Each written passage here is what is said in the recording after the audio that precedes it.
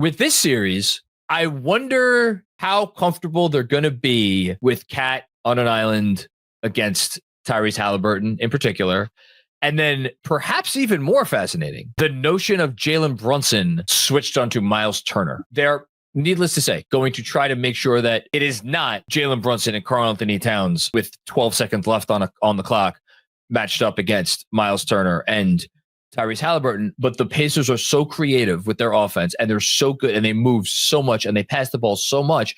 Those circumstances will occur because they pass the ball a ton, and they're just a much better passing team than the Celtics. So what did they do in those scenarios? Because there were a couple instances where Brunson did end up on Porzingis, and I think the Knicks were like, okay, fine, we're comfortable with that. Now, Porzingis was compromised. That may have had something to do with it. I don't know that they'll be as comfortable with Brunson on Miles Turner.